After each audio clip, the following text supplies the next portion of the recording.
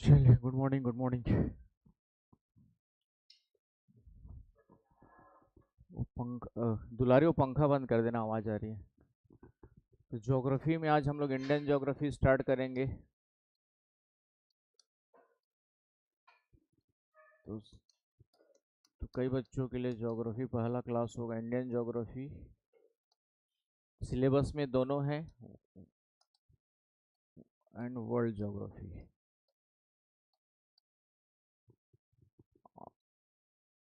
Prelims में तो सिर्फ इतना ही लिखा हुआ है, geography of world and India. Prelims के सिलेबस में क्या लिखा हुआ है? Geography of world and India. उसमें तीन चीज़ें लिखी होंगी, फिजिकल ज्योग्राफी लिखा होगा, एक इकोनॉमिकल ज्योग्राफी लिखा होगा, और एक आपका सोशल ज्योग्राफी लिखा होगा। तो physical, economical and social geography of world and India, ये यूपीएससी के सिलेबस में लिखा हुआ है, राइट। सीजीपीएससी में कल के दिन में देना होगा तो सिर्फ इंडियन ज्योग्राफी आता है, तो उसके लिए अलग से पढ़ने की ज़रूरत, जितना यूपीएससी में पढ़ लेंगे सीजीपीएससी की चीज़ें अपने आप कवर हो जाती है। मैंने कहा कि सीजीपीएससी की चीज़ें जो है आपका, चाहे प्रीलिम्स हो चाहे मेंस हो, जो टॉपिक कॉमन है, जैसे इंडियन कॉन्स्टिट्यूशन आप लोग पढ़ रहे हो, तो सीजीपीएससी कल के दिन में देना होगा तो एक भी वर्ड्स इधर ज़्यादा नहीं पढ़ना पड़ेगा, है ना। यूपीएससी में आप इतना पढ़ चुके हो, सीजीपीएससी में इतना सा है, समझ गए ना। तो उसमें क्या है, आपको बस क्वेश्चन वहाँ पे भी सीधे सीधे आएंगे, तो वो क्वेश्चन आपके बस क्या होंगे, ईजी होंगे। लेकिन उसमें थोड़ा सा लिखने का पैटर्न है, 30 वर्ड्स लिखना है, 60 वर्ड्स लिखना है, 100 और मैक्सिमम 175 वर्ड्स तक लिखने होते हैं। तो उसमें जो टॉपिक्स हमारे, जैसे हिस्ट्री है, ज्योग्राफी है, जितना हिस्ट्री पढ़ रहे हो वो पूरा हिस्ट्री आपका प्रीलिम्स और मेन सीजीपीएससी में भी पूरा का पूरा एज इट इज काम आएगा।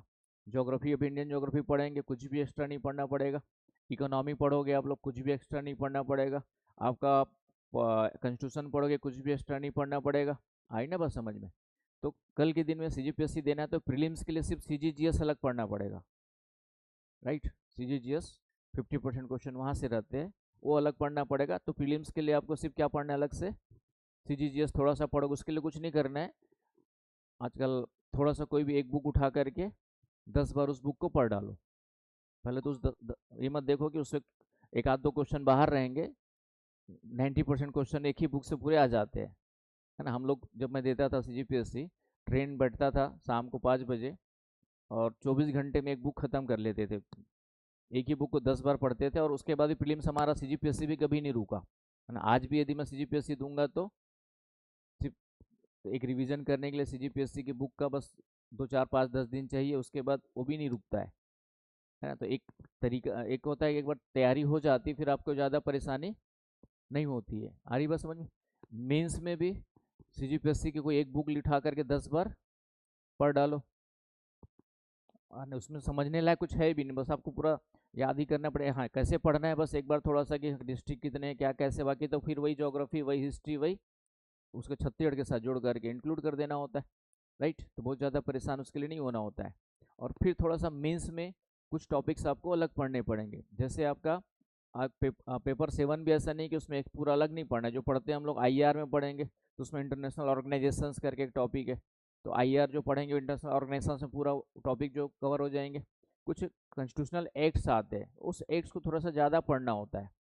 जैसे आपका डोमेस्टिक वायलेंस एक्ट ही है, तो उसको थोड़ा सा, उसमें कौन कौन सी धाराएं हैं थोड़ा सा ध्यान देना पड़ेगा, क्योंकि अलग से मेंशन करके पूछा हुआ है। और फिर एजुकेशनल कुछ इंस्टीट्यूशंस के बारे में पूछा है, तो पेपर 7 थोड़ा सा अलग है। उसके बाद बाकी जो चीज़ है आपका, physics, chemistry, biology, maths, reasoning, ये एक अलग पेपर है वहाँ पे, जो आपको थोड़ा सा अलग मेहनत करनी है। बाकी लगभग आपका कवर हो जाता है। फिलोसफी भी जो टॉपिक है, हम एथिक्स में बहुत सारी चीज़ें पढ़ जाते हैं, कुछ एक दो टॉपिक मिलेंगे जो आपको अलग से पढ़ने पड़ेंगे। आ रही बात समझ में। और बाकी फिर पूरा का पूरा जो यूपीएससी में पढ़ा है, मेंस में पूरा का पूरा वही काम आएगा। तो कहने का मतलब है कि सीजीजीएस बस अलग पढ़ना है, और कुछ 25% सिलेबस है जो मेंस में अलग पढ़ना है। तो इसके साथ साथ तैयारी कर सकते हो, मतलब सीजीपीएससी को भी ले करके, क्योंकि मैंने कहा ना कि यूपीएससी एक गैम्बल है।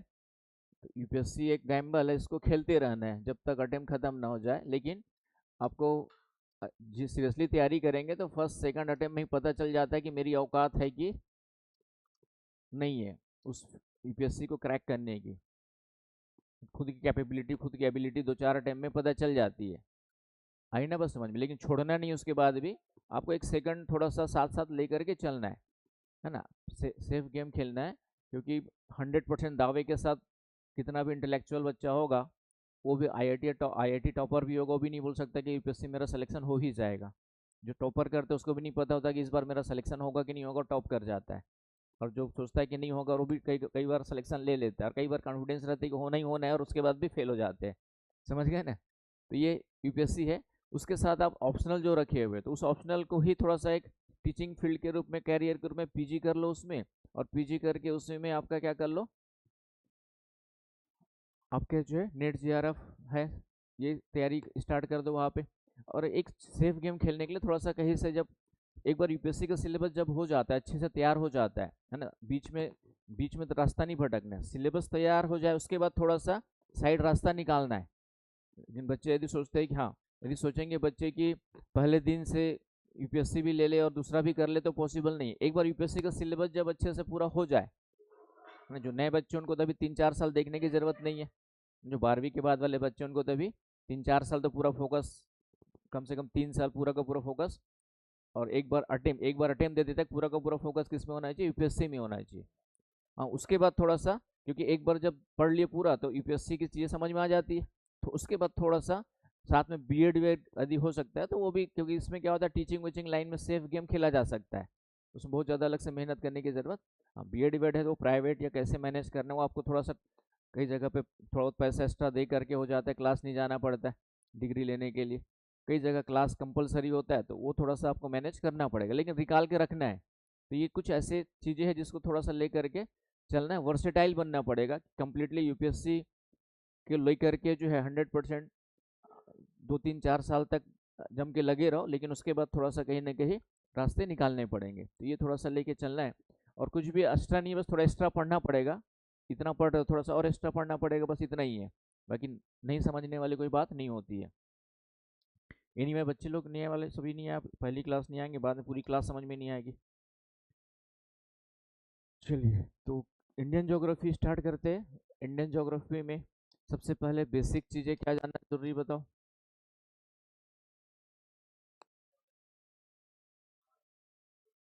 ठीक है, तो सबसे पहले आपका कितने स्टेट्स है,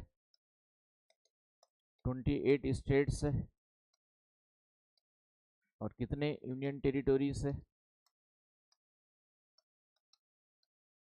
8 यूटीज है। हिंदी में कहते हैं राज्य और केंद्र शासित प्रदेश। केंद्र शासित प्रदेश, क्लियर पॉइंट। राज्य और केंद्र शासित प्रदेश, दोनों में क्या डिफरेंस है, राज्य और केंद्र शासित प्रदेश।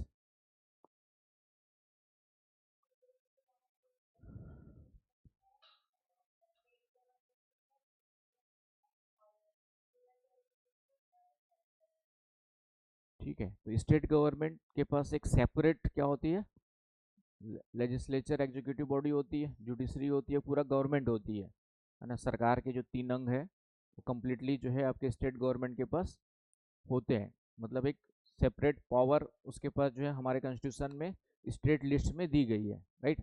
आपका शेड्यूल 7 होगा मेरे ख्याल से। ठीक है, तो इस तरीके से आ रही बात समझ में। तो इसमें सीएम होगा, राज्यपाल होगा, तो राज्यपाल एग्जीक्यूटिव हेड है, और सीएम आपका मेन आपका एक्चुअल हेड होता है। तो स्टेट गवर्नमेंट कम्प्लीटली आपका जो है क्या हो जाती है, इलेक्टेड होती है। यूनियन टेरिटरीज में केंद्र सरकार, सेंट्रल गवर्नमेंट ही क्या करती है, गवर्न करती है अपने किसी रिप्रेजेंटेटिव के माध्यम से, जिसको लेफ्टिनेंट गवर्नर या उपराज्यपाल कहा जाता है।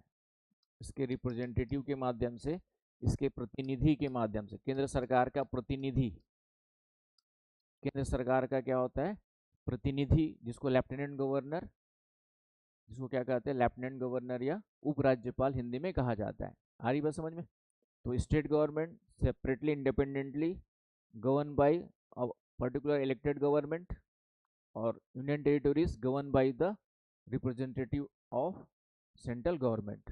आ रही बात समझ में? अलग से यहाँ पे इलेक्शंस वगैरह नहीं होते। हाँ, लेकिन कुछ यूनियन टेरिटोरीज में लेजिस्लेशन एग्जीक्यूटिव बॉडी दिया हुआ है, जैसे आपका दिल्ली एनसीआर। दिल्ली में आपका जो दिल्ली का लेजिस्लेशन भी है, विधायिका भी है। तो पहले दो था लेजिस्लेशन आपका दिल्ली, आपका जो विधायिका भी है दिल्ली की, यूनियन टेरिटोरी भी है और विधायिका भी है, क्यों है उसको भी देखेंगे। दूसरा पुडुचेरी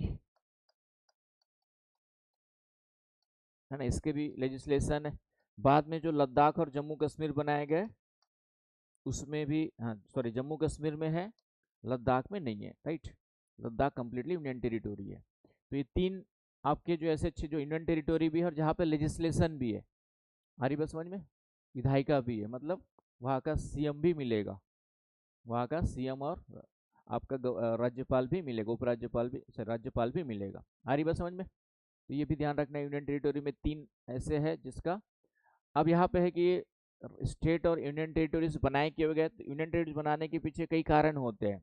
एक तो होता है आपका नेशनल सिक्योरिटी, सिक्योरिटी की दृष्टि से कुछ इंपॉर्टेंस हो सकता है। राष्ट्रीय सुरक्षा की दृष्टि से, जैसे जम्मू कश्मीर है, तो जम्मू कश्मीर को जब राज्य का दर्जा समाप्त किया, आर्टिकल 370 खत्म किया, और उसके बाद हमने उसको यूनियन टेरिटोरी बनाया, न कि सेपरेट स्टेट बनाया।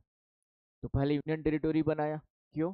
क्योंकि वहाँ पे इंसर्जेंसी, आतंकवाद की समस्या थी, टेररिज्म की समस्या थी, है कि नहीं। तो स्टेट गवर्नमेंट बना देते थे, स्टेट गवर्नमेंट के पास, स्टेट गवर्नमेंट बनाने के बाद केंद्र सरकार बहुत ज़्यादा वहाँ पर इंटरफेयर नहीं कर सकता है, फेडरल सिस्टम में बहुत ज़्यादा इंटरफेयर नहीं कर सकता, वो फिर वायोलेशन ऑफ कॉन्स्टिट्यूशन हो जाएगा।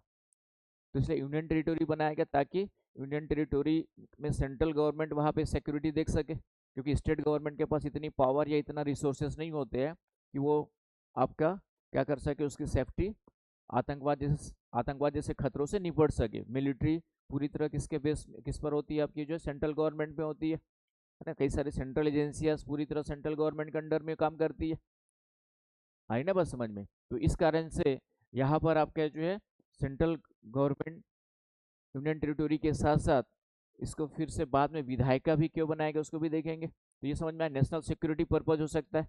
कई जगह पे कल्चरल प्रोटेक्शन, आपका जो है कल्चरल प्रोटेक्शन, सांस्कृतिक संरक्षण, कल्चरल प्रोटेक्शन,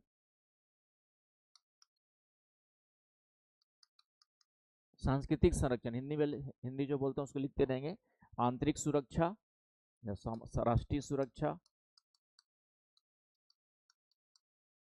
या फिर सांस्कृतिक संरक्षण भी एक कारण होता है।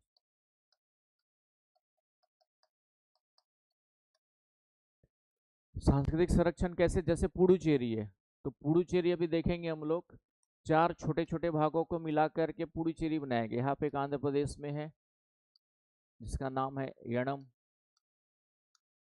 ये आंध्र प्रदेश की टेरिटोरी में है, आंध्र प्रदेश की सीमा में है। यहाँ पर है आपका पुडुचेरी, नाम ही इसका है पुडुचेरी, पहले पांडिचेरी था, पहले पुडुचेरी किया गया। ये तमिलनाडु के बॉर्डर पर है, मतलब इंडियन टेरिटोरी में। कराईकाल, कराईकाल करके स्थान है, कराईकाल ना, हिंदी वाले इतना पढ़ ले रहे हो ना भाई।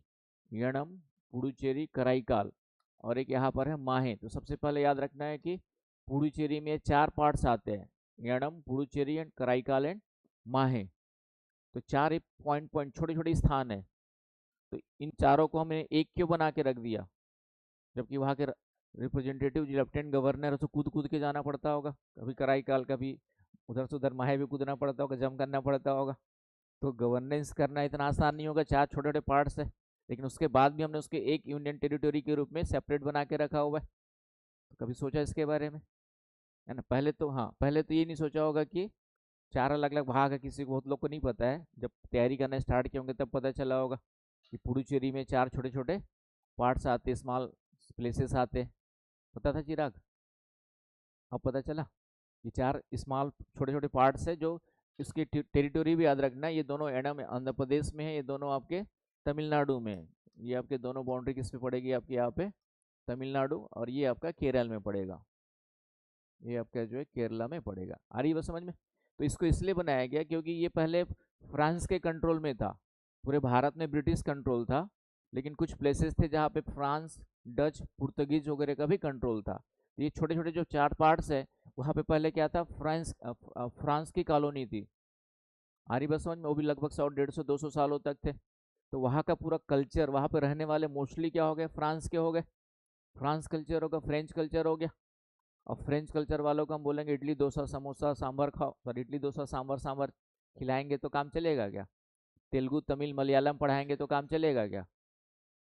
नहीं चलेगा ना भाई। नाराज हो जाओगे तुम, मान लो तुम्हारा फ्रेंच कल्चर है, अब तुमको वहाँ पे स्कूल में डाल, स्कूल जो मिल रहे तेलुगु वाले मिल रहे, तो तेलुगु जाके पढ़ोगे क्या?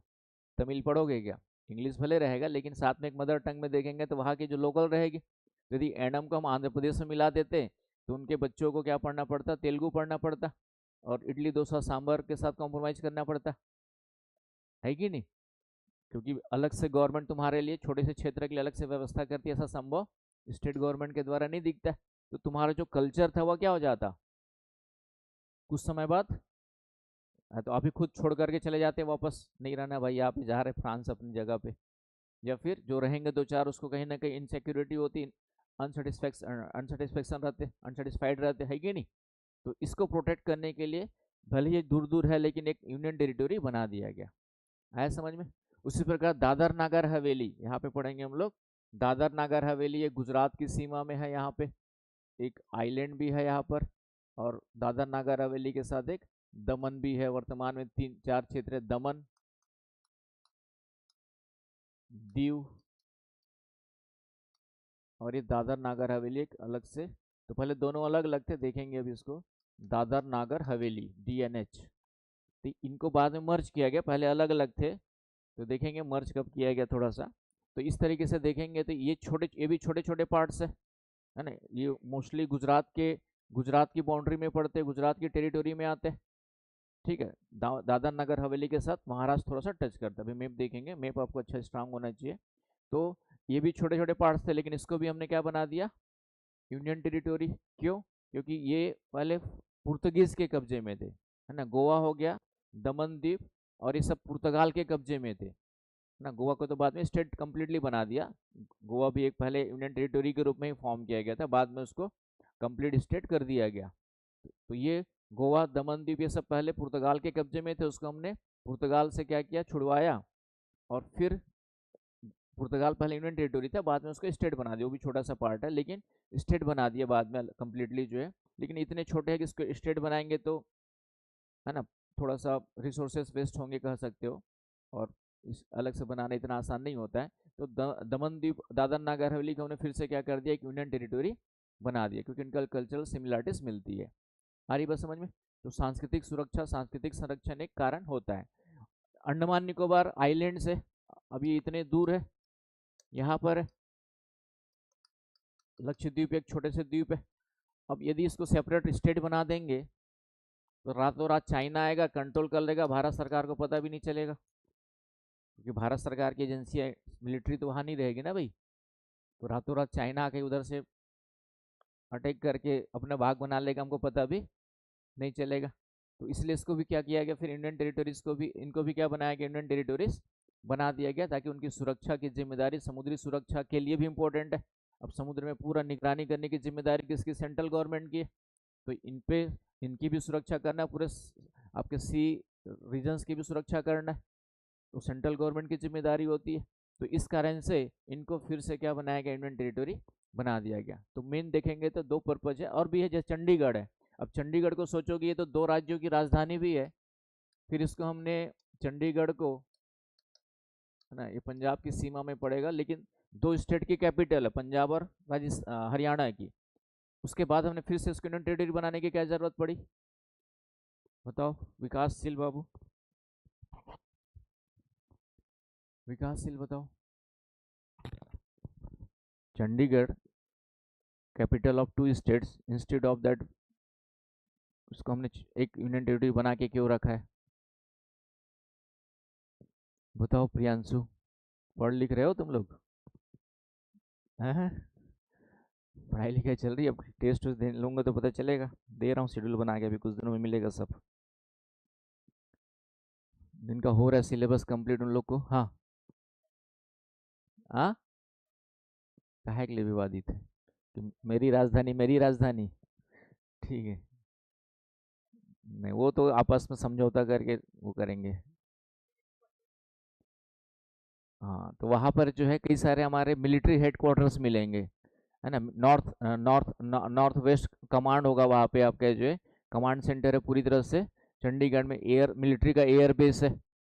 अब इनकी सिक्योरिटी की जिम्मेदारी स्टेट गवर्नमेंट को देना इतना आसान, स्टेट गवर्नमेंट को देंगे तो वो अच्छे से नहीं कर पाएगा, है ना, अपने ही सामान बचा ले, है ना। रेलवे जैसे होता है ना, रेलवे की जिम्मेदारी जहाँ से ट्रेन गुजरती है वहाँ पे स्टेट गवर्नमेंट को दी जाती है। आर्टिकल समथिंग होगा, आप लोग पढ़ोगे आगे, 375 वगैरह कुछ होगा मेरे ख्याल से। सब आर्टिकल में 365 375 कुछ होगा, तो उसमें हाँ 365 होगा शायद। तो उसमें स्टेट गवर्नमेंट की जिम्मेदारी होती है, जो भी सेंट्रल चीज़ें होती है उसकी रक्षा की जिम्मेदारी, यदि उसमें फेल रहती है तो उसी के बेस पर भी वहाँ पे प्रेसिडेंट रूल लागू किया जा सकता है ना। ये सब कॉन्सेप्ट भी आपको ध्यान में रखने हैं।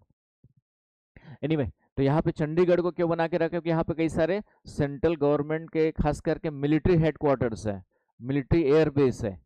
तो डेफिनेटली उनकी सिक्योरिटी स्टेट गवर्नमेंट की बस की बात नहीं है। तो इसलिए स्टेट गवर्नमेंट की कैपिटल, दो राज्यों की कैपिटल होने के बाद भी उसको हमने क्या बना रखा है, आपका यूनियन टेरिटरी बना रखा है। आगे बस समझ में। तो इस तरीके से यूनियन टेरिटरी बनाने के पीछे कारण क्या है आपके जो है, कल्चरल प्रोटेक्शन, सिक्योरिटी या नेशनल सिक्योरिटी, राष्ट्रीय सुरक्षा, उनको प्रोटेक्ट करके देना। आ रही बात समझ में। तो इस कारण से मेनली यूनियन टेरिटरीज बनाए गए हैं, और सेंट्रल गवर्नमेंट के डायरेक्ट आपका जो इसमें उसके रिप्रेजेंटेटिव्स क्या करते हैं, वहाँ पे गवर्नेंस करते हैं, शासन करते हैं। आए समझ में।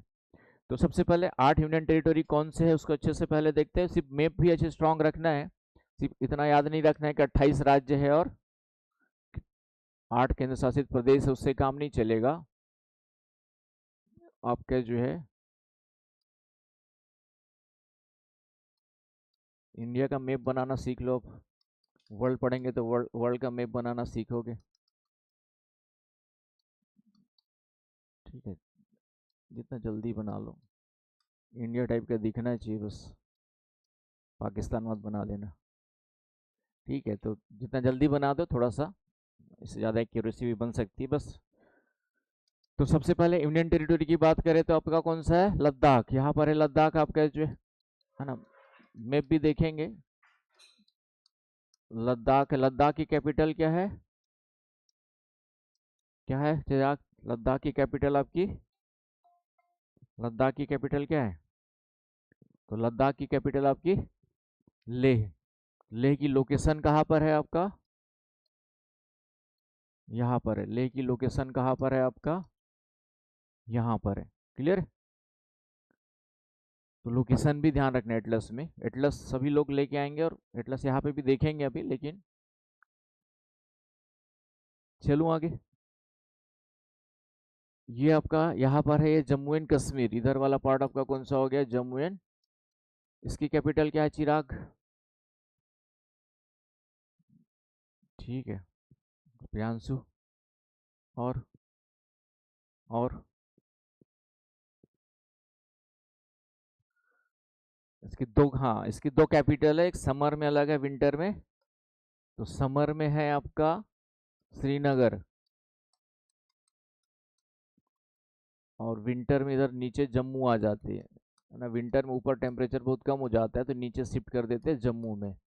तो जम्मू एंड कश्मीर की दो कैपिटल्स जो है आपकी कंसिडर की जाती है, श्रीनगर एंड जम्मू। क्लियर।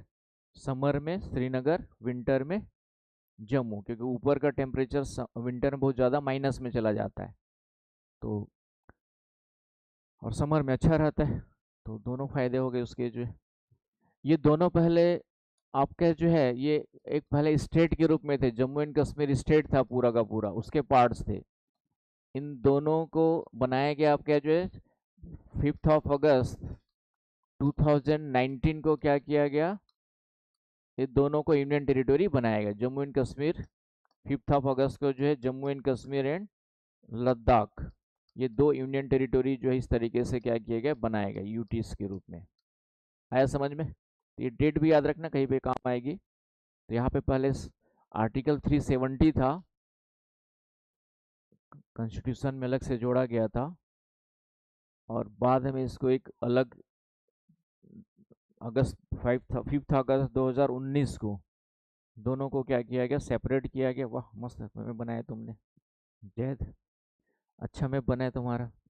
ठीक है, ठीक है, इतना काफ़ी अच्छा है, छोटा सा। आ रही बस समझ में? बन गया दुलारी मैप इंडिया का। ठीक है, इंडिया का मतलब मुझे ये हाथ फैला दूंगा तो इंडिया बन गया।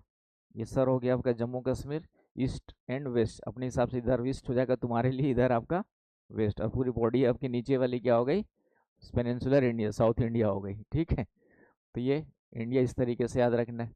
तो 5 अगस्त 2019 को दोनों क्या किए गए, सेपरेट यूनियन टेरिटरी बनाए गए। पहले जम्मू कश्मीर स्टेट का ही भाग थे, जम्मू कश्मीर स्टेट थे।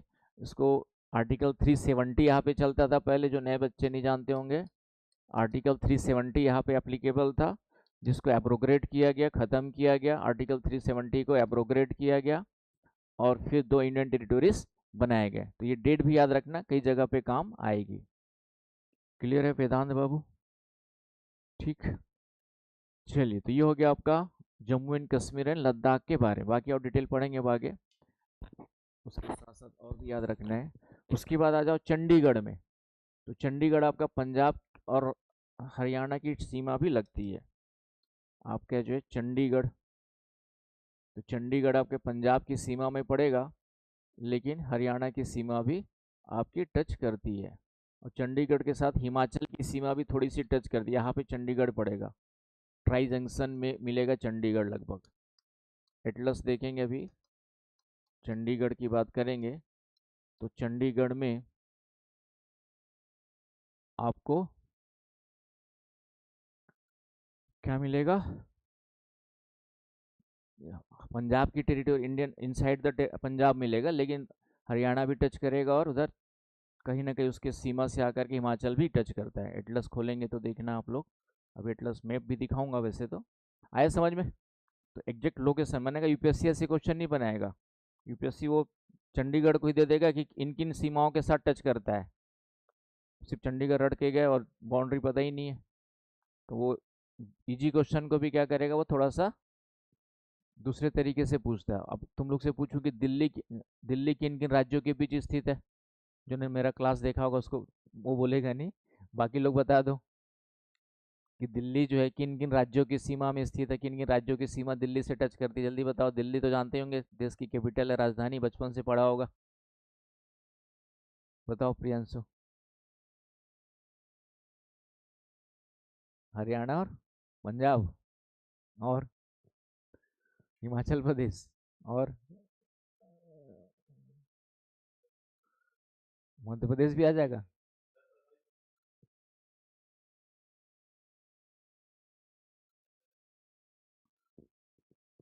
दुलारी, दिल्ली किन किन राज्यों के बीच में स्थित है? ठीक है, मतलब कॉन्फिडेंस अभी तक किसी में नहीं है। अब दो ही दे देगा स्टेटमेंट कि दिल्ली जो है इन 2 या 3 राज्यों के बीच की सीमा में स्थित है, तो यूपीएससी ऐसा दे देगा स्टेटमेंट। तो दिल्ली के बारे में ना जानते हो ऐसा तो नहीं है, लेकिन बारीकी से नहीं जानते हो, नज़र पैनी नहीं है आपकी अभी तक। तो यूपीएससी वो ढूंढता है जो समस्याएं सामान्य इंसान को न दिखे, वो प्रशासक पहले से उसको क्या कर ले, ऑब्जर्व कर ले, वो पैनी नज़र की डिमांड करता है। अरे बस समझ में? तो दिल्ली सिर्फ 2 राज्यों के बीच में, हरियाणा और यूपी। अरे बात समझ में? हरियाणा और यूपी की बाउंड्री टच करती है दिल्ली से। एक तरफ हरियाणा है आपका ऊपर की ओर, और इधर आपका पूरा क्या है, यूपी है। तो 2 राज्यों की सीमा में दिल्ली मिलेगा आपका। यहाँ पर आपका जो है दिल्ली, जो इधर आपका हरियाणा मिलेगा, और इधर आपका ये यूपी की बाउंड्री, इधर पूरा का पूरा यूपी की बाउंड्री टच करती है। आया समझ में? तो हरियाणा और यूपी के बीच में है, यहाँ पे दिल्ली पड़ेगा। तो तीसरा चौथा आपका कौन सा हो गया, दिल्ली। चौथी यूनियन टेरिटरी कौन सी हो गई आपकी, जो है दिल्ली। आया चिराग समझ में? पढ़ाई कैसे करनी है ना, सिर्फ ये नहीं जानना है कि देश की राजधानी दिल्ली है, वो बचपन से रट रहे हैं हम लोग, आँख बंद करके रखते हैं। एक वाली कहानी सुनी होगी ना, बचपन, एग्ज़ाम थी कल, नहीं एग्ज़ाम दे करके एक बच्चा आया और भगवान के सामने 101 रुपये और नारियल चढ़ा के ऐसे जप रहा था कि भारत की राजधानी मुंबई हो जाए, भारत की राजधानी मुंबई हो जाए, भारत की राजधानी मुंबई हो जाए। तो मम्मी पापा ने पूछा, "ये क्या कर रहा है पागल हरकतें?" तो बोले कि मैं मुंबई लिख के आया हूँ। तो इसलिए भगवान के सामने पूजा क्या कर रहा था कि देश की राजधानी जो है दिल्ली से हट करके क्या हो जाए, मुंबई हो जाए। तो वो काम नहीं करना है रट करके। समझ गए ना। चलिए, तो ये हो गया आपका चौथा नंबर दिल्ली। तो दिल्ली को भी यूनियन टेरिटोरी क्यों बनाया गया? क्योंकि पूरा का पूरा सेंट्रल गवर्नमेंट की जितनी भी चीज़ें हैं सब वहीं पर मिलती है। सुप्रीम कोर्ट से लेके संसद से लेकर के, तो इनकी सुरक्षा डेफिनेटली सेंट्रल गवर्नमेंट ही कर पाएगी। और फिर उसको विधायिका इसलिए बनाता ताकि डेमोक्रेसी बनी रहे, है ना। डेमोक्रेसी जैसे अब दिल्ली की बहुत ज़्यादा पॉपुलेशन है, तो उतने पॉपुलेशन के लिए सिर्फ सेंट्रल गवर्नमेंट क्या रिप्रेजेंटेटिव बस गवर्न करेगा, तो डेमोक्रेसी में क्या होता है कि जनता के द्वारा चुना गया प्रतिनिधि होना चाहिए, है ना। रिप्रेजेंटेटिव इलेक्टेड बाय गवर्नमेंट होना चाहिए।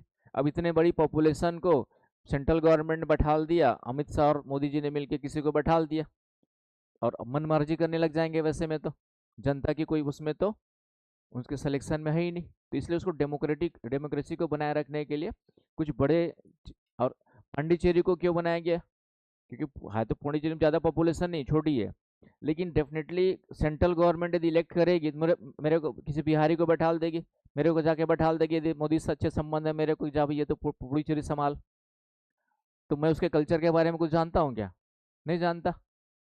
तो डेफिनेटली वहाँ के कल्चर को अच्छे से समझ कौन पाएगा? जो उनका रिप्रेजेंटेटिव होगा। तो इसलिए उसको फिर से क्या कर दिया गया, आपका लेजिस्लेशन भी बना दिया गया। आई ना बस समझ, कॉन्सेप्ट क्लियर होना चाहिए कि भैया पुडुचेरी छोटे छोटे पार्ट्स है, यूनियन टेरिटोरी क्यों बनाए? चलो ठीक, कल्चरल प्रोडक्शन के लिए बना लिए। फिर विधायिका क्यों बनाने की जरूरत पड़ी? दिल्ली का लॉजिक कुछ और दिया मैंने कि दिल्ली में पॉपुलेशन ज़्यादा है, हज़ारों सब लोग वहाँ पे मिलेंगे, नॉर्थ इंडियन भी मिलेंगे, साउथ इंडियन भी मिलेंगे, ईस्टर्न के भी मिलेंगे, सब लोग मिलेंगे। अब सबके सबकी भावनाओं को समझने के लिए किसी एक को बैठाल देंगे तो काम नहीं चलेगा। तो उसके हिसाब से अपने अपने हिसाब से वो अपने क्षेत्र में क्या कर सकते हैं। इसलिए मनोज तिवारी वहाँ पे जीत जाता, मनोज तिवारी नाम है ना वो। इसलिए वो बिहार बिहार के लोग, एक पूरा पूरा बिहार गढ़ है वहाँ पे, तो वो आराम से वहाँ से उनके गाने सुन सुन के बड़े हुए बचपन से। तो 18 साल के बाद याद मनोज तिवारी को सभी जानते थे, इसलिए चुनाव जीत गए वहाँ पे। है कि नहीं भाई? पॉलिटिकल बैकग्राउंड ना हो, लेकिन वहाँ चुनाव क्यों जीत गए? क्योंकि उनका गाना सुन सुन के ही सब लोग बड़े हुए। तो फेमस थे, बोले अपना ही आदमी आ गया, तो गाने ही सुनाए गा करके। भले सांसद बनने की दृष्टि हो या ना हो, लेकिन बन जाते, चुनाव जीत जाते, क्योंकि फेमस है। हमारी जनता फेमस को जिताती है। अच्छा नहीं देखती कि एक अच्छा प्रशासक बन सकता है या राजनीतिक नेता बन सकते हैं, नहीं, सब नहीं देखती। वो देखती कि फेमस है, जानता है, चुनाव जीत गया। ये नहीं पता कि उसको पॉलिटिकल नॉलेज है या नहीं है। अब जो पॉलिटिकल साइंस का प्रोफेसर यदि चुनाव लड़ता है, तो ज़्यादा बेटर तरीके से आपके लिए क्या कर पाएगा, वो गवर्नेंस दे पाएगा। क्योंकि वो पूरे विश्व के सभी लोगों के बारे में पढ़ा हुआ है कि विश्व में कौन कौन सी व्यवस्थाएं चलती है, किस व्यवस्था की क्या, है ना, सोशलिज्म की क्या कमी है, कम्युनिज्म की क्या कमी है, कैपिटलिज्म की क्या कमी है। उसने अरस्तु, सुकरात सबके विचार पढ़ रखे, चाणक्य को अच्छे से पढ़ रखा है। आपके जो है आई ना बस समझ में, जॉन लॉक को पढ़ रखा है, आपका जितने भी थिंकर्स अच्छे पढ़ रखा है। तो एक पॉलिटिकल साइंस का प्रोफेसर ज़्यादा अच्छे से क्या कर सकता है, देश चला सकता है, ज़्यादा अच्छे से पॉलिसी बना सकते हैं, लेकिन वो चुनाव नहीं जीत सकता है। ठीक है, क्योंकि लोगों के बीच में फेमस नहीं है, सीधी सी बात है। तो कहीं ना कहीं व्यवस्था हमारी जो डेमोक्रेसी है वो सिर्फ भीड़ तंत्र है। डेमोक्रेसी क्या हमारा जो है, लोकतंत्र क्या है, केवल भीड़ तंत्र है। जनता वही बता ना, बैठा कहाँ पर है, जेल के अंदर, चुनाव जीत जाता है। आ रही ना बस समझ में। तो ये नहीं देखता कि वास्तव में ये कल के दिन में शोषण, तुम्हारा आज कट्टा लेके जेल के अंदर बैठा हुआ है, कल जीत भी जाएगा तो क्या करेगा, तुम्हारे साथ वही गुंडागर्दी करेगा। जैसे बिहार का चीफ मिनिस्टर है, पहले क्रिमिनल बैकग्राउंड वाला रहा है। आई ना बस समझ में। तो माइंड तो क्रिमिनल माइंड है, तो अचानक से जनता की सेवा करने वाला माइंड बनेगा क्या उसका? जो बचपन से लेकर के अभी तक जो माइंड है वो तो वही रहेगा। तो ये सब चीज़ें समझने की ज़रूरत है, लेकिन जनता है कि समझाए कौन। चलिए, तो ये हो गया चौथा पानी, चौथा हो गया दिल्ली। उसके बाद फिर दादर नागर हवेली और दमन एंड दीव।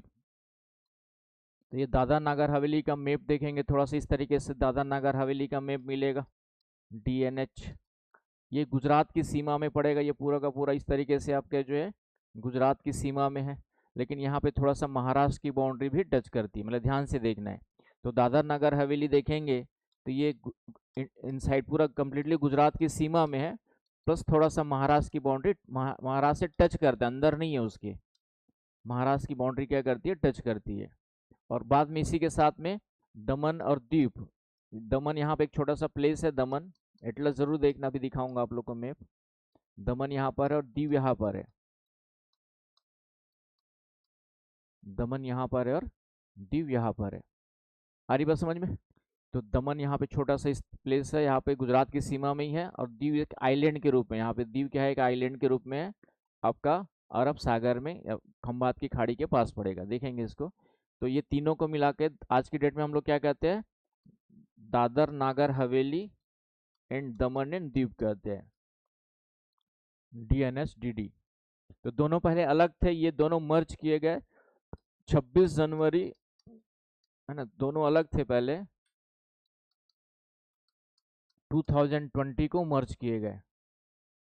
दोनों को मर्ज कब किया गया, दोनों को मिलाया कब गया, दुलारी समझ में आ रहा है अब, है ना। अब यहाँ से तुम्हारा सिलेबस स्टार्ट हो रहा है, मान लेना पीछे जो पढ़ा, है ना, जैसे हिस्ट्री और कॉन्स्टिट्यूशन की जो चीज़ें छूट गई है थोड़ा सा, उसके पीछे के वीडियोस भी टाइम निकाल के देख लेना, और जो समझ में नहीं आया सर से टाइम ले करके पूछ लेना, ठीक है ना। तो हिस्ट्री, कॉन्स्टिट्यूशन और ज्योग्राफी, है ना, सोशल इशूज अभी भूल जाओ, बाद में दोबारा पढ़ेंगे तब देखेंगे, समझ गए। मतलब थोड़ा बहुत समझ में आई गया, उसमें समझने लायक कुछ है ही नहीं। सोशल इश्यूज वगैरह क्या है, कॉमन टॉपिक है, सोशल इश्यूज है, सोशल जस्टिस है, इसमें सिर्फ योजनाएं पढ़ना है समाज के बारे में, तो उसमें बहुत ज़्यादा टेक्निकलिटी नहीं है ना। टेक्निकल सब्जेक्ट आएंगे आपके जो खास करके ज्योग्राफी है, इकोनॉमी और साइंस एंड टेक, सबसे ज़्यादा टेक्निकल है। थोड़ा सा कॉन्स्टिट्यूशन भी है, कॉन्स्टिट्यूशन सर लगता जरूर है, लेकिन जब क्वेश्चन आते हैं यूपीएससी के, तो जब तक अच्छे से पकड़ नहीं होगी, समझ अच्छे से आर्टिकल्स याद नहीं होंगे, तो क्वेश्चन आप, है ना, लगेगा सब। जैसे भी सबसे ज़्यादा मेरे पास टीचर पढ़ाने के लिए आते हैं कॉन्स्टिट्यूशन हिस्ट्री के आते हैं, तो उनको लगता है सबसे आसान है यही पढ़ाना, ठीक है। और एक आध दो क्वेश्चन करता हूँ तो फिर दाएं बाएं देखते, सर अभी पढ़ा नहीं है, बहुत दिन से पढ़ा नहीं है, रिविजन नहीं हुआ है, तो मैं समझ जाता हूँ कि ये टाटा बाय बाय नमस्ते, ठीक है। तो एक दो क्वेश्चन ही करना होता है, मुझे मालूम है कहाँ फंसता है टीचर, ठीक है। तो एक दो इंटरव्यू में एक दो क्वेश्चन ही करूँगा तो समझ में आ जाता है कि अभी कितनी डेप्थ में पढ़ा है, नहीं पढ़ा है। तो उसके बाद बोलते हैं सर अभी रिविजन नहीं किया है, और पढ़ाने आ जाते, पढ़ाने के मांगने के लिए आ जाते हैं। हाँ, ये देखता हूँ कि क्षमता है पढ़ाने की, उसके बाद फिर ट्रेन करने की जिम्मेदारी हमारी होती है, ट्रेनिंग दिया जाता है। नए लोग को मौका देना भी पड़ता है कई बार, नया मौका नहीं देंगे तो फिर पुराने प्लेयर ही कब तक खेलेंगे, है ना। तेंदुलकर रिटायर्ड नहीं होगा तो विराट कोहली नहीं आएगा, तो दोनों के बीच में बैलेंस रखना पड़ता है, ठीक है। लेकिन उसके लिए देखना पड़ता है कि हाँ बंदे में क्षमता है पढ़ाने की, तो फिर धीरे धीरे करके मौका दे के सुधार करते हुए डेवलप करना पड़ता है। तो ट्रेनिंग, टीचर की भी ट्रेनिंग देनी पड़ती है भाई, हमने भी सीखा है, हमको ट्रेनिंग नहीं दिया, लेकिन हम भी सीनियर लोग से देखते थे कैसे पढ़ा रहे, क्या पढ़ा रहे, उसके बाद सीखते थे। अब यूट्यूब में आसानी से अवेलेबल है, पहले नहीं होता था, है ना। पहले तो अब तो हर टीचर के कैसे पढ़ा रहे, जो बेस्ट टॉप टीचर्स है, कुछ तो बस यूट्यूब में ज़बरदस्ती टीचर्स है, लेकिन टॉप में है, बात अलग है। तो तो कई जगह लगता है कि comedy, exam point of view से देखेंगे तो कॉमेडी ज़्यादा लगती है, तो यूपीएससी में उस टीचर ज़्यादा सक्सेसफुल, मतलब यूपीएससी के लिए ज़्यादा फ्रूटफुल नहीं होते। वनडे एग्जाम तो ठीक है, फैक्चुअल याद करना है तो रटवा देते इधर उधर की कहानी बता के, लेकिन यूपीएससी में फैक्ट थोड़ी याद करना है आपको, पूरा कॉन्सेप्ट की समझ होनी चाहिए, तो वो थोड़ा सा मुश्किल जाता है, फिर लिखते समय मुश्किल जाएगा। तो एनी में समझ में आ गया आपका।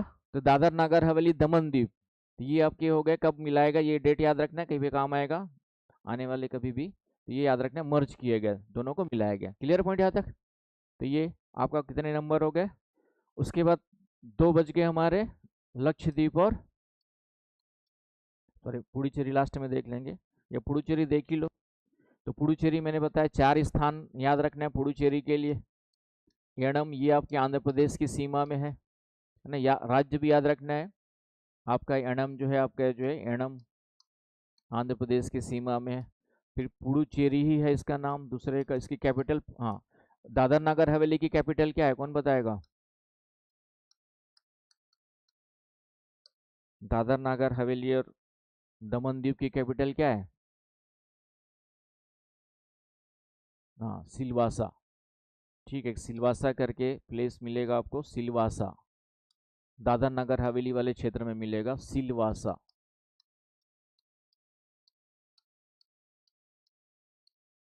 तो ये सिलवासा को ही बना के रखा गया है, तो इसकी कैपिटल है। पुडुचेरी की कैपिटल पुडुचेरी है, पुडुचेरी की कैपिटल पुडुचेरी, लिख लिया था ना, सिलवासा ही है। चलूँ आगे। और पुडुचेरी के नीचे फिर यहाँ पर है कराईकाल। कराईकाल ये कभी कभी मैच करने के लिए देता है आपका इस पुडुचेरी कराई के, ये आपके दोनों तमिलनाडु के बाउंड्री पे है। और एक आपका वेस्ट में है, केरला में है माहे। तो क्यों बनाया गया समझ में आ गया होगा। अब कभी क्वेश्चन चारों का नाम दे देगा और पूछेगा फाइंड द ऑड वन, विषम विषम की पहचान कीजिए, ऑड वन फाइंड करना है, तो क्या होगा। ठीक है, तो यहाँ पे माहे होगा क्योंकि तीन आपके ईस्टर्न कोस्ट में है और एक आपका क्या होगा वेस्टर्न में। तो कभी ऐसे क्वेश्चन बना देगा कि फाइंड द ऑड, मतलब विषम जो कौन सा बेमेल है, ऐसा लिखा रहता है। क्या लिखा रहेगा, कौन सा मिसमैच करता है। फिर बोले सब तो पुडुचेरी के भाग है, तो मिसमैच कहाँ से हुआ, है ना। क्वेश्चन दे देगा कौन सा बेमेल है, मिसमैच है। तो सोचोगे सब तो पुडुचेरी के भाग है, तो मिसमैच क्या ढूंढे भाई इसमें। तो सभी डायमेंशंस में दिमाग लगाना है, लॉजिकल लगाना है। रीजनिंग वगैरह में भी ढूंढते हैं ना हम लोग जो है कि संबंध कहाँ पे नहीं बैठ रहा है। तो यहाँ पे तीन ईस्टर्न कोस्ट में, एक कहाँ पर है आपका वेस्टर्न में। तो इस आधार पे ये आपका क्या हो जाएगा, ऑड में आ जाएगा। तो ये पुडुचेरी के चार भाग याद रखने हैं। कैपिटल पुडुचेरी है, क्यों अलग अलग बनाया गया, मैच करने के लिए क्वेश्चन आ जाता है। चारों का नाम दे देगा, किस स्टेट की बाउंड्री में है करके मैच करने के लिए क्वेश्चन भी बनता है। आया समझ में। तो इस तरीके से याद रखना है। तो ये हो गया आपका पुडुचेरी। अब आते हैं लक्षद्वीप और अंडमान निकोबार द्वीप। तो लक्षद्वीप आपका अरब सागर में कई सारे ग्रुप ऑफ आइलैंड्स है, डिटेल पढ़ेंगे बाद में। लक्षद्वीप या लकाद्वीप भी बोल देते हैं।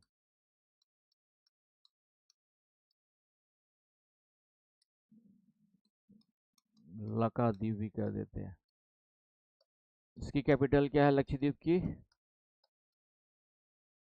लक्षद्वीप की कैपिटल क्या है, कावारत्ती। ठीक है, लक्षद्वीप की कैपिटल है कावारत्ती है। यहाँ पे एटलस में देखेंगे तो कई सारे आइलैंड से देखेंगे, अलग से आइलैंड पढ़ेंगे डिटेल तो उस समय देखेंगे। तो कावारत्ती, ठीक है। तो ये हो गया आपका, तो ये इसको भी यूनियन टेरिटरी बना रखा है, डिटेल पढ़ेंगे। फिर लास्ट है आपका अंडमान निकोबार। तो अंडमान निकोबार की कैपिटल क्या है ना, है ना। पहले नाम इसका पोर्ट ब्लेयर था, अब इसका नाम चेंज होकर के श्री विजयपुरम हो गया है। श्री विजयपुरम नहीं, पोर्ट ब्लेयर का नाम चेंज हुआ है, कैपिटल वही है, स्थान वही है, बस नाम चेंज हुआ है। ठीक है, तो पोर्ट ब्लेयर था पहले, अब इसका नाम क्या हो गया, श्री विजयपुरम। वहाँ के फ्रीडम फाइटर थे, इसके नाम पे रखा गया। श्री विजयपुरम कौन थे, वहाँ के फ्रीडम फाइटर थे, तो उसके नाम पे रखा गया। क्लियर है। तो बाद में देखेंगे किस आइलैंड्स में है क्या है, वो फिर डिटेल देखना पड़ेगा, इतने से काम नहीं चलेगा। यूपीएससी इसी को दे देगा कि फलाना आइलैंड्स में स्थित है, नॉर्थ अंडमान में है, साउथ अंडमान में है, मिडिल अंडमान में है। तो ध्यान से देखेंगे तो उसके बारे में पूरा डिटेल पता होना चाहिए। आ रही बात समझ में। तो ये सब भी याद रखना है, तो लोकेशन भी याद रखना है। तो ये 8 यूनियन टेरिटोरीज हो गए आपके, 8 यूनियन क्या हो गए आपके टेरिटोरीज हो गए। तो इसको अच्छे से एक माइंड में पूरा का पूरा आपका इमेज होना चाहिए कि किस तरीके से पूरा का पूरा लोकेशन है। वो तो मैंने बता दी, लेकिन मैप भी खोल करके हाईलाइट, मैप एटलस ज़रूर देखना है ज्योग्राफी पढ़ते समय, और उसको हाईलाइट भी करते जाना है। एक मार्कर रख लेना है, मार्कर मतलब हाइलाइटर रख लेना है, आपका हाइलाइटर रख लेना है। और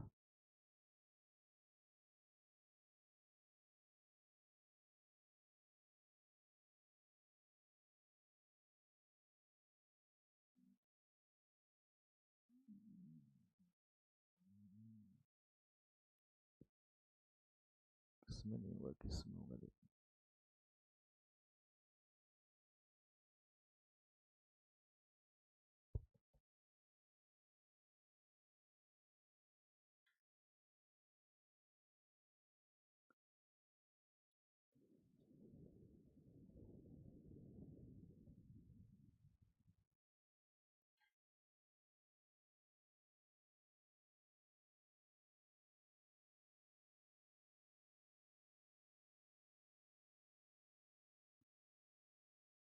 जस्ट अ मिनट, बहुत दिनों बाद खोल रहा हूँ तो पता ही नहीं किसमें है।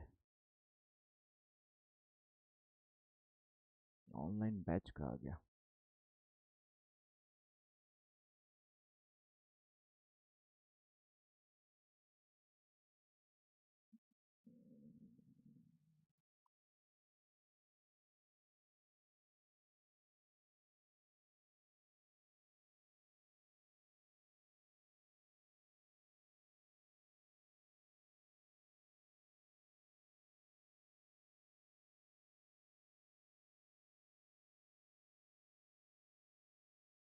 हो सकता है, चलो।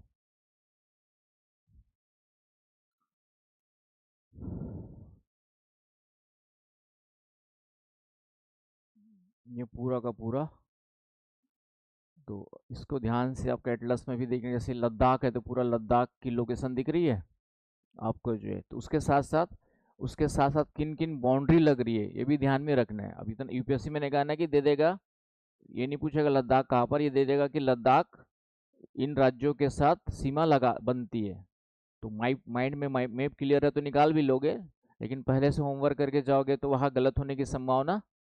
तो देखिए लद्दाख के साथ में कौन सा आ गया आपका, साउथ वेस्ट में क्या पड़ेगा, तो इस तरीके से इसको बना लेना है। लद्दाख लिख लो, और लद्दाख के इधर साउथ वेस्ट में जम्मू एंड कश्मीर है, और इधर आपका साउथ में क्या है आपका जो है हिमाचल प्रदेश है ना। इस तरीके से अलग से कॉपी में लिख लो लद्दाख, और साउथ वेस्ट में क्या हो गया आपका, साउथ वेस्ट में हो गया आपका जम्मू कश्मीर, साउथ में कौन सा है आपका हिमाचल है। उसके बाद देखेंगे तो नॉर्थ ईस्ट में पूरा का पूरा चाइना पड़ेगा, इधर पूरा का पूरा क्या पड़ेगा, चाइना एक कंट्री पड़ेगी आपकी, जो पूरा का पूरा नॉर्थ ईस्ट है, यहाँ से लेकर के पूरा का पूरा ये नॉर्थ ईस्ट वाला भाग है ना, इतना वाला भाग आ रहा है समझ में। उसके बाद इधर ऊपर जाएंगे तो थोड़ा सा अफगानिस्तान टच करता है, यहाँ पर आपका क्या है अफगानिस्तान की सीमा लगती है थोड़ा सा, तो अफगानिस्तान छूट जाएगा नहीं, तो ये याद रखना है अफगानिस्तान की बाउंड्री लगती है ऊपर में। आ गई बात समझ में। फिर इधर आपका फिर से नॉर्थ वेस्ट पड़ेगा, नॉर्थ वेस्ट में बाउंड्री किसकी लगती है, यहाँ पर आपका जो है पाकिस्तान की बाउंड्री लगती है। तो एकदम क्लियर कट पिक्चर माइंड में होना चाहिए लद्दाख के बारे में। सिर्फ लद्दाख बस न दिखे, आसपास की चीज़ें भी उनके साथ कौन कौन सी सीमाएं लगी है, उसी को यूपीएससी थोड़ा सा क्या करेगा घुमा फिरा के लिख देगा, कि दे देगा कि लद्दाख के साउथ ईस्ट में आपका, साउथ वेस्ट में आपका पाकिस्तान है, तो साउथ वेस्ट होगा कि नॉर्थ वेस्ट होगा, है ना। अभी दिख रहा है तो समझ में आ गया, एग्जाम में होता तो दिमाग लगाते, और साउथ, ये लद्दाख इधर आपका है तो साउथ वेस्ट हो सकता है, तो वहाँ पे फिर दिमाग कई जगह पे पता होते हुए भी गलत हो जाता है।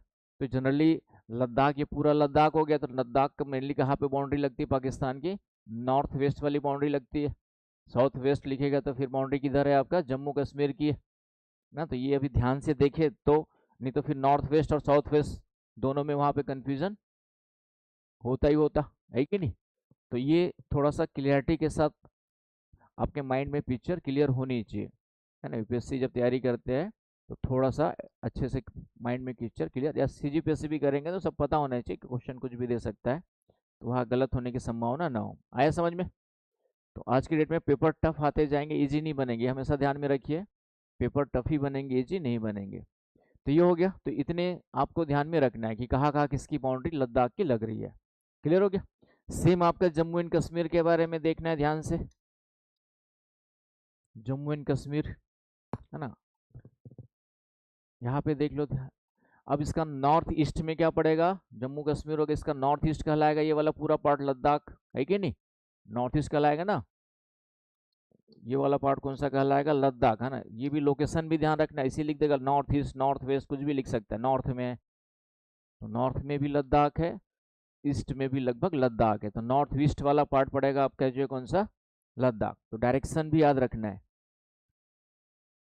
आ रही बात समझ में। दूसरा आपका इसका कौन सा पार्ट पड़ेगा, Himachal Pradesh, south east, south east पड़ेगा आपका हिमाचल प्रदेश, हिमाचल प्रदेश कौन से पड़ेगा आपका, साउथ ईस्ट में पड़ेगा हिमाचल प्रदेश। आई ना बात समझ में। हिमाचल प्रदेश कौन सा पड़ेगा आपका, ये साउथ ईस्ट पड़ेगा, साउथ ईस्ट में हिमाचल प्रदेश है। फिर थोड़ा सा साउथ में जाएंगे तो पंजाब की सीमा लग रही है। तो जम्मू कश्मीर के साथ पंजाब की सीमा यदि ध्यान से नहीं देखोगे तो याद रहता एग्जाम में, कॉमन सेंस तुक्का लगा पाते, थोड़ा सा नहीं लगा पाते, है ना, सोचते कि पंजाब में कहाँ लगेगा जम्मू कश्मीर। लेकिन यहाँ पे थोड़ी सी बाउंड्री, पंजाब दिख रहा है आपका, चिराग दिख रहा है, तो यहाँ पर ये क्या लग रहा है आपका, थोड़ी सी बाउंड्री किसकी लग रही है, ये आपका पंजाब की भी लग रही है, सॉरी पंजाब और जम्मू कश्मीर की यहाँ पे लग रही है, छोटी सी थोड़ा सा रीजन। यहाँ पंजाब होते ही हम लोग जम्मू कश्मीर इंटर करते हैं। आ रही बात समझ में, पंजाब होते ही जम्मू कश्मीर इंटर करते। चला जा जम्मू कश्मीर घूमने के लिए, एक लंबा टूर तो बनता है। ठीक है, चलिए थोड़ा सा वैसे टाइम में जाना पड़ेगा जो बहुत ज़्यादा ठंड ना हो और बहुत ज़्यादा बारिश का समय ना हो। ठीक है, बाढ़ की स्थिति, अब बारिश का समय है तो अभी जाना खतरा है, और बहुत ज़्यादा ठंडी में भी जाओगे दिसंबर जनवरी में तो कूदते रहोगे तो भी मज़ा नहीं आएगा। तो थोड़ा सा बीच का समय अक्टूबर नवंबर भी हो सकता है, या फिर उधर हाँ मार्च पास में गर्मी हो जाती है, हाँ वही इसमें स्लीपर में कम से कम ट्रेवल कर सके ना, अब सब लोग एसी में तो नहीं जा पाएंगे, तो स्लीपर में ट्रेवल करने लायक मौसम देखना पड़ेगा। चलिए बस लेके भी नहीं जा सकते उतना, एक महीने का टूर निकालना पड़ेगा। चलिए, वैसे घूमना ही चाहिए, एक टूर कम से कम यादगार यादगार होना चाहिए। ठीक है, लेकिन एक महीना काम धाम छोड़ के हम भी नहीं घूम सकते। घर कैसे चलेगा। ठीक है, पढ़ाएंगे नहीं तो पेमेंट नहीं आएगी। तो ये हो गया आपका, समझ में आ गया ना आपका जो है। तो जम्मू कश्मीर के साउथ में कौन सा आ गया, पंजाब। और फिर जम्मू कश्मीर के वेस्ट में पूरा का पूरा क्या पड़ेगा आपका, वेस्ट में साउथ वेस्ट में, दोनों कुछ भी स्टेटमेंट लिख सकता है, वेस्ट में बोले चाहे साउथ वेस्ट में, दोनों में आ जाएगा। वेस्ट में भी है आपका पाकिस्तान, साउथ वेस्ट में भी है यहाँ पर पाकिस्तान है, इस तरीके से बना लो। आया समझ में। तो एक बारीकी के साथ ध्यान रखना है कि किसके किसके सीमाएं लग रही है। यूपीएससी फिर स्टेटमेंट देगा और वहां पे फिर सरल क्वेश्चन गलत किया मतलब बाहर है।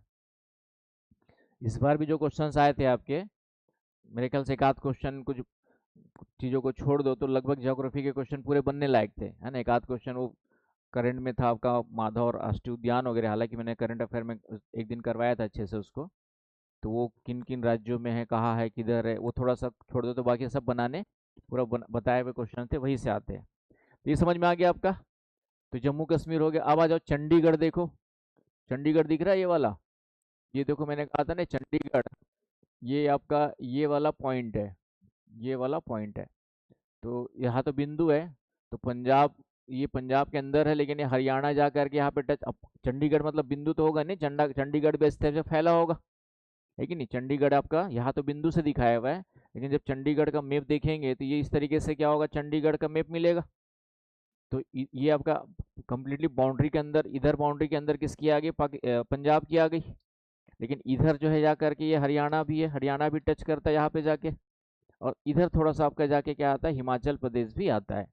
ये आपका जो यहाँ पे ध्यान से देखेंगे तो यहाँ पे आपका जो हिमाचल प्रदेश भी इधर जाके यहाँ पे टच करेगा, दिख रहा है आपको।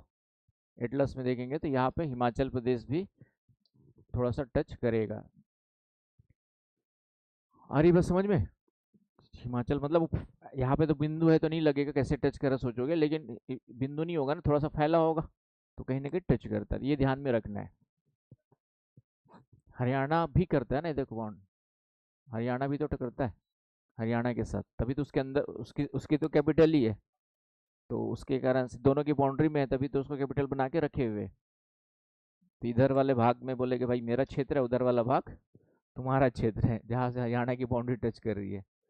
तो ये हो गया चंडीगढ़। तो चंडीगढ़ जो है तीन राज्यों के लगभग बीच में मिलेगा।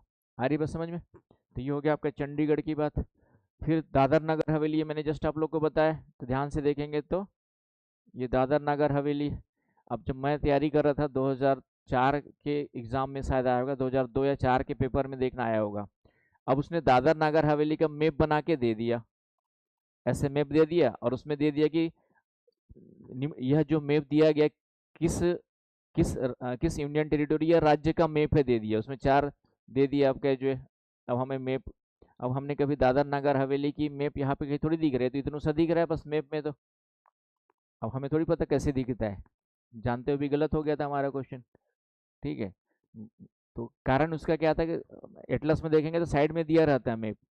एटलस में देखेंगे तो अलग से, जो कोई छोटा होता है तो उसका थोड़ा सा अलग से मैप बना के दिया रहता है एटलस में। तो दादर नगर हवेली इस तरीके से, लगभग इस तरीके से आपका उसका मैप मिलेगा। इस तरीके से क्या मिलेगा, दादर हवेली का। तो ऐसा क्वेश्चन आया होगा 2004 से पहले वाले एक आध पेपर, उसमें देखना तुम्हारे पास होगा, तो उसमें पूछा होगा, एक मैप बना के दिया हुआ है और किस राज्य या किस यूनियन टेरिटरी का मैप है करके पूछा हुआ है। तो राज्य का तो याद रहता है कि भैया राज्य ऐसे दिख रहे। अब वो छोटा सा पार्ट हमने एटलस में ही देखा इतना ही, कि यहाँ पे दादर नगर हवेली, अब उसका मैप कैसे दिखता है वो कैसे पता चलेगा। तो थोड़ा सा ध्यान से देखेंगे तो लगभग इस तरीके से मिलेगा आपका दादर नगर हवेली का मैप। आ रही बात समझ में। तो ये पूछा हुआ था। तो ये दादर नगर हवेली तो गुजरात की सीमा में है, ध्यान रखना है। और ये महाराष्ट्र की बाउंड्री से दादर नगर हवेली वाला यह भाग टच कर रहा है, दिख रहा है आपको। तो ये ध्यान में रखना है। तो ये हो गया आपका ये वाला पार्ट। और उसके बाद आ जाओ, ये आपके पुडुचेरी के 4 पार्ट बताए मैंने आपके जो है।